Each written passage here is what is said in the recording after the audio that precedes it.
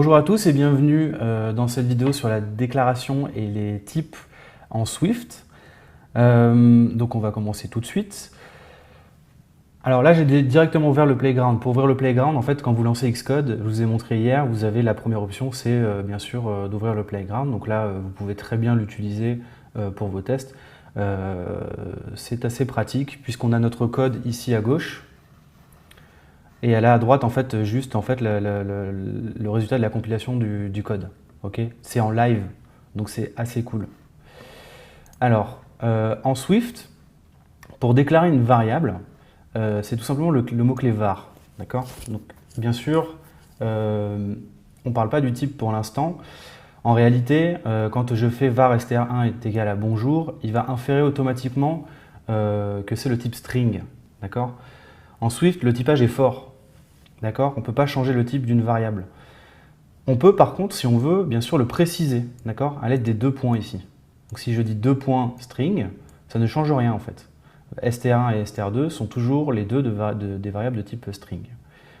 On peut, vu que c'est des variables, bien sûr les affecter. Donc par exemple, str2 est égal à str1. Vous voyez que là, il y a bien écrit bonjour et plus hello. D'accord. Pour être sûr du type, par exemple, d'une variable ou d'une constante ou de n'importe quoi en Swift, vous pouvez, avec Xcode, rester appuyé sur la touche Alt. Et vous voyez qu'en fait, si je passe sur, par exemple, le nom d'une variable, il y a un petit point d'interrogation qui apparaît. Si je clique, il va me donner en fait sa déclaration et son type. D'accord. Donc là, on voit qu'il a vraiment compris que c'était vraiment un type string. Okay, donc str1, c'est bien du type string.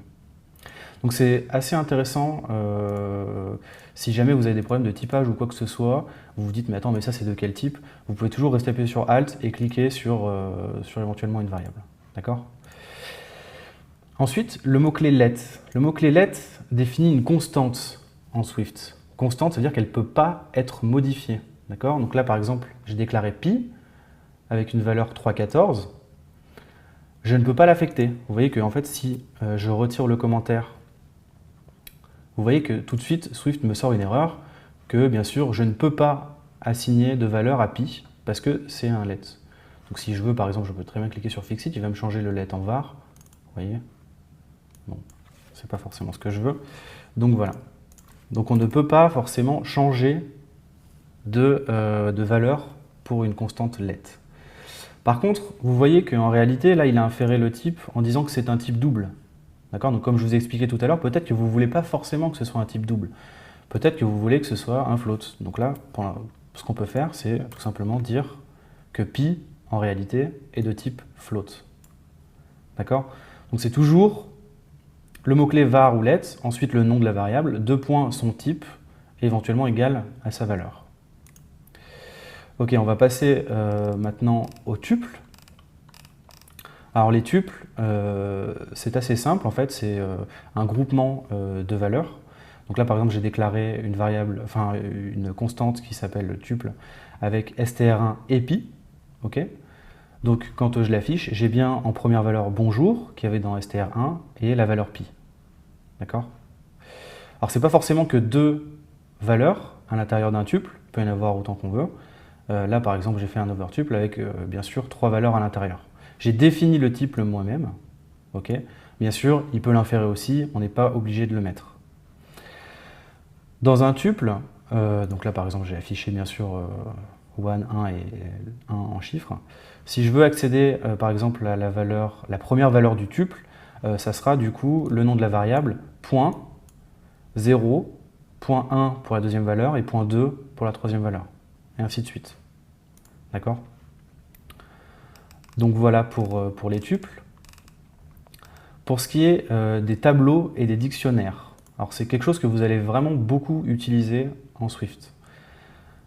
Pour déclarer un tableau en Swift, son typage, c'est simple, c'est avec les crochets autour du type qu'il va y avoir comme élément à l'intérieur du tableau. Donc là, j'ai déclaré en fait un tableau de string. D'accord. C'est très simple. Dans son type, on met juste les crochets. Okay. Alors, Dire son type, c'est pas suffisant. Il faut aussi, bien sûr, construire ce tableau, puisque c'est un objet. En fait, en réalité c'est une structure.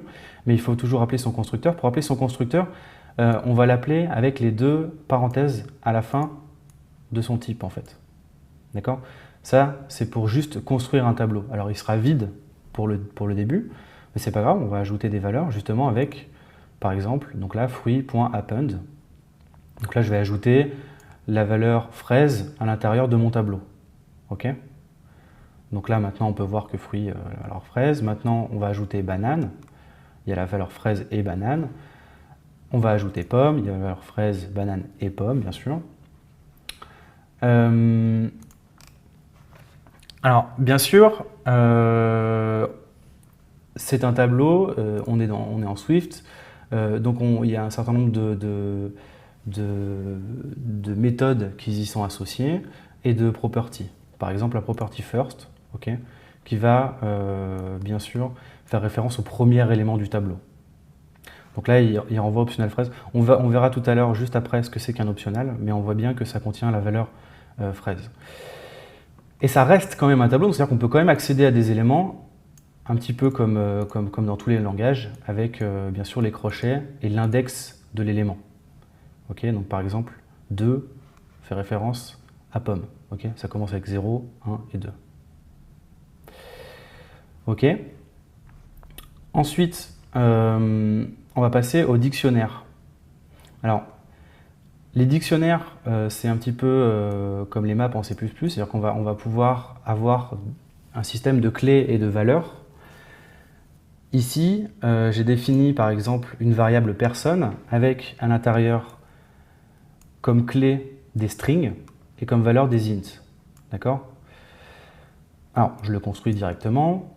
Et donc là, pour l'instant, ce qu'on va faire, c'est qu'on va ajouter, par exemple, dans la clé Toto, la valeur 12. Ok? Donc, à chaque fois que je vais faire référence à personne de Toto, je vais avoir la valeur 12. Vous voyez ici, quand je fais print personne Toto, la valeur 12 ressort. D'accord? Toujours en optionnel, on verra tout à l'heure ce que c'est qu'un optionnel. Pareil pour Martin avec la valeur 64. Si j'affiche par exemple, je veux récupérer la valeur qu'il y a avec la clé Maxime, que je n'ai pas rentré dans le tableau, la valeur sera nil. Ça c'est pareil, c'est un optionnel aussi qu'on va voir tout à l'heure. Donc on va passer tout de suite aux optionnels. Alors les optionnels, c'est quelque chose d'extrêmement répandu en Swift et d'extrêmement important. Il faut absolument que vous compreniez cette notion, c'est essentiel. C'est pas très compliqué, mais il faut absolument le comprendre. Alors, le type option, c'est vraiment un type à part entière. D'accord? Donc, quand je définis, par exemple, une variable optionnelle int, ici, je peux, à la fin de son type, rajouter un point d'interrogation. Le point d'interrogation, c'est ce qui va dire justement que c'est un type option. Alors, opt int est d'abord du type option et ensuite du type int. D'accord? C'est extrêmement important de comprendre que c'est d'abord un type option. Je lui affecte la valeur 3. D'accord? Donc quand je lui demande de m'afficher la valeur de opt-int, il va m'afficher optional 3. Donc c'est ce qu'on voyait tout à l'heure, un optional, d'accord? Ça va permettre en fait de savoir si dans une variable, il y a une valeur ou il n'y en a pas. C'est très très important.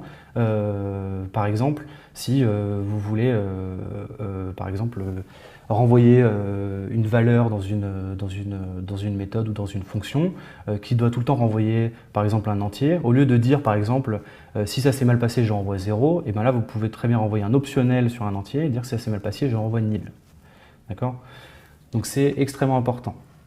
Si je veux seulement avoir la valeur qui la contient, je peux l'unwrapper. Alors pour l'unwrapper, c'est simple, c'est le point d'exclamation. D'accord? Donc si je lui mets le point d'exclamation là, on va voir que quand je l'affiche, j'ai juste la valeur 3 et non plus optionnel 3. D'accord? Alors, dans ce cas-là, si opt int était nil, c'est-à-dire que si je ne lui mets pas de valeur, en réalité, ça va crash. Tout de suite une erreur, vous voyez, parce qu'en fait, je force l'unwrap en fait. C'est-à-dire que j'oblige à récupérer la valeur qui est à l'intérieur. Peut-être qu'il n'y en a pas. Donc il faut faire extrêmement attention avec ça. On va remettre la valeur 3. Vous voyez que là, si je remets la valeur, donc ça reste une var, donc je peux toujours la modifier. Comme un int, je peux l'utiliser à peu près comme un int. Je peux la modifier. Vous voyez que maintenant il y a la valeur 0 si je lui affecte la valeur 0. Si je lui affecte la valeur nil, et que ici, voilà, comme je vous disais tout à l'heure, si je l'unwrap, ici ça va crash. Alors il faut bien comprendre que voilà, dans un optionnel, il y a deux valeurs. Soit nil, qui ne représente rien du tout, soit justement une valeur qui est du type qu'on a défini au moment de la déclaration. Il y a une autre manière de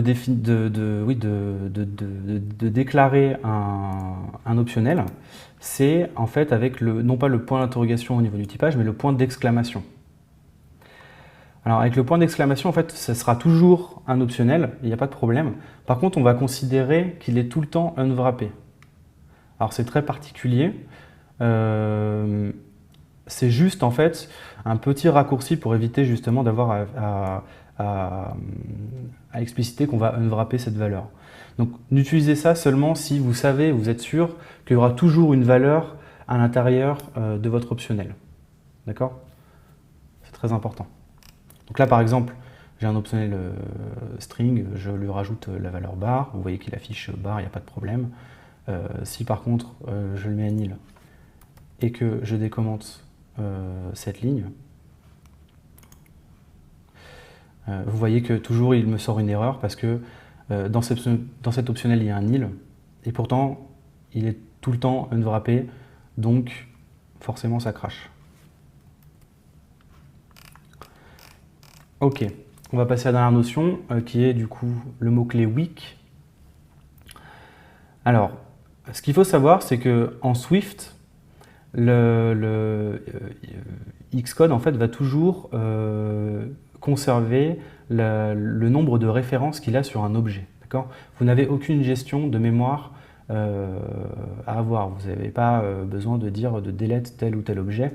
Dès qu'il n'a plus de référence, c'est ce qu'il appelle le ARC, dès qu'il n'a plus de référence sur un objet, il le delete.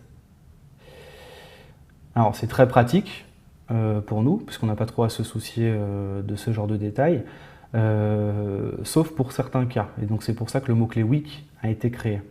Donc là, si on regarde ce que j'ai fait, j'ai créé par exemple un bouton, d'accord, qui est du type UI button optional.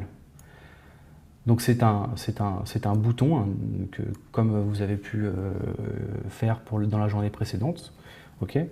Donc si je veux afficher son nombre de références que j'ai sur le bouton, qu'il y a au total dans toute l'application, il y en a 3. Donc vous voyez que lui, il en garde 2 déjà, rien que pour lui. Okay. Ça, c'est pas très grave, c'est pas très important. Ce qu'il faut savoir, c'est que vous en avez une ici, d'accord, de référence sur le bouton qu'il a créé en mémoire. Si je crée une autre variable, okay, qui va être égale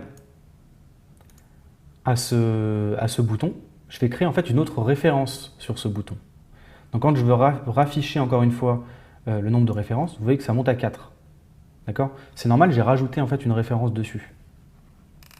Okay. Si je passe le premier bouton à nil et que je veux afficher le nombre de références sur bouton ref, bien sûr il va repasser à 3. D'accord? Parce que là j'ai perdu une référence en mettant le bouton à nil. D'accord? Le mot-clé weak permet en fait de définir une variable, mais cette variable en fait ne va pas rentrer en compte dans le nombre de références. D'accord? C'est-à-dire qu'en fait, cette variable-là ne va pas augmenter le nombre de références qu'il y a sur l'objet qu'il contient. Donc là, j'ai rajouté le mot-clé weak pour buttonRef. Okay. Donc là, vous voyez que ça n'a pas du tout augmenté le nombre de références sur le bouton. D'accord? Avant, il y avait 3, 4. Maintenant, c'est 3, 3.